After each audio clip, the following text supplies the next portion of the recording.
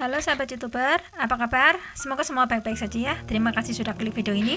Untuk kali ini saya memilih kisah yang pernah sangat viral karena saking membagongkannya di tahun 2020 kemarin.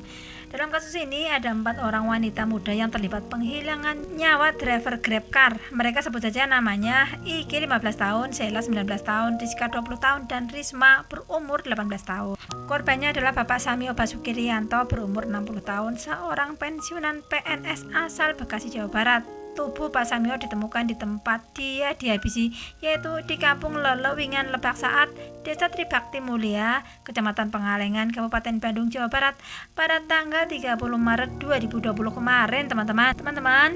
Awalnya pada tanggal 29 Maret 2020 kemarin, Iki dan Sheila di Jakarta janji ketemuan dengan pacar sesama jenis yang mereka kenal via aplikasi Apem Makan Apem. Janji ketemuannya itu di Pengalengan, Bandung sambil piknik sambil menikmati hawa dingin di sana. Sheila dan Iki ini bukan pasangan. Di Jakarta mereka memesan GrabCar, lalu datanglah GrabCar itu dikendarai oleh Pak Samio Basuki Rianto. Saat itu terjadilah tawar-menawar. Nah, karena lokasi tujuannya ini sangat jauh, mereka pun diantar dengan memakai mode offline. Ongkos yang sudah sama-sama disepakati adalah 1.700.000 pulang pergi. Tapi dalam perjalanan mereka muter dulu menjemput Rizka. Driver ini sih senang-senang saja ya, berkendara lewat tol Cipularang dan keluar di tol Gate Saroja.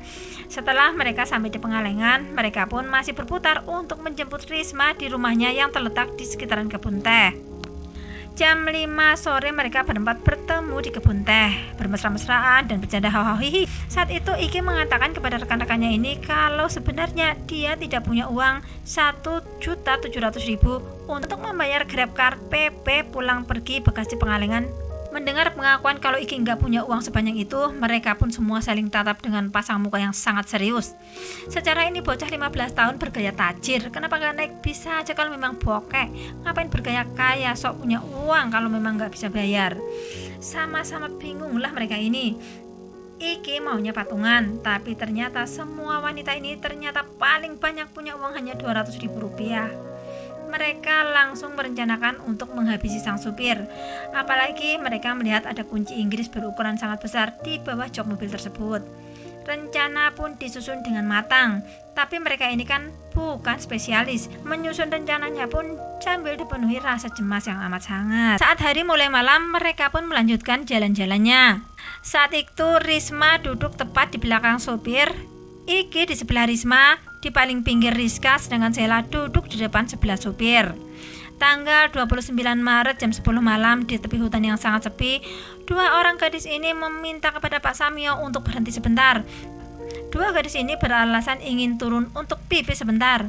Kemudian mereka pun mulai melakukan aksi jahatnya. Iki langsung memukul kepala belakang Pak Samio dengan kunci Inggris yang mereka ambil dari bawah jok mobil itu. Pukulan pertama, Pak Samio cuma goyang dan masih bertahan. Bahkan Pak Samio berhasil menangkap tangan Iki dan menggigitnya saat itu. Tapi Risma yang duduk di belakangnya membantu Iki dengan melakukan penganiayaan berat kepada Pak Samio. Sementara itu Iki terus memukul sampai 8 kali pukulan dan Pak Samio pun menyerah. Pak Samio menghembuskan nafas terakhirnya saat itu juga. Setelah dipastikan tidak bernafas lagi, tubuh Pak Samio digotong dan ditaruh di jurang. Hal itu dilakukan oleh Rizka, sedangkan Sheila membuang kunci Inggris di semak-semak di sekitar TKP. Mobil milik Pak Samio pun dibawa oleh 4 gadis ini. Tapi di antara 4 gadis ini belum ada 1 orang pun yang pernah menyetir mobil, sehingga Sheila yang akhirnya nekat dan menyetirnya pun dengan sangat ngawur. Karena kengawurannya itu, mobil ini terlibat kecelakaan tunggal di Cikalong, Cimahi, Bandung. Dan mereka berempat pun lekas-lekas pergi dengan buru-buru meninggalkan mobil itu. Begitu saja di tempat terjadinya kecelakaan itu. Tapi untungnya saat kejadian itu terekam oleh CCTV di rumah warga. Hingga dari CCTV itu polisi bisa mengidentifikasi para pelaku yang menggunakan mobil tersebut. Lalu pada tanggal 30 Maret 2020 tubuh Pak Samio ditemukan oleh warga sekitar. Warga pun kemudian melaporkan penemuan itu kepada pihak kepolisian yang langsung datang mengevakuasi almarhum Pak Samio ke rumah sakit guna dilakukan autopsi. Hasil autopsi menyebutkan penyebab meninggalnya Pak Samio adalah luka di belakang kepala akibat pukulan benda tumpul. Dan luka selanjutnya akan saya tulis di kolom komentar.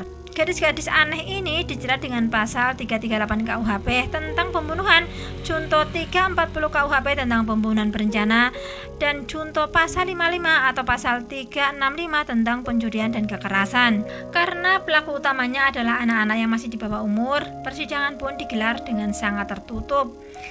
Teman-teman, saya mohon maaf sebab setelah saya cari-cari, saya betul-betul tidak bisa menemukan berita kapan sidang digelar dan divonis berapakah masing-masing dari pelaku ini. Oke teman-teman, mari kita doakan agar Pak Samyo diampuni dan diberi tempat terbaik di sisi Tuhannya. Pelajaran yang bisa kita ambil dari kasus ini adalah jangan senang dulu kalau anak-anak perempuan kita hanya berteman dengan wanita-wanita saja. Sebab bisa saja terjadi dia hanya mau berkolaborasi dengan sesama wanita alias apem makan apem. Juga bergayalah sesuai kemampuan diri. Jangan merepotkan diri hanya karena ingin dianggap Pak Tajir oleh orang lain. Sekian dulu untuk kasus kali ini. Jangan lupa like, komen, dan subscribe ya teman-teman. Terima kasih.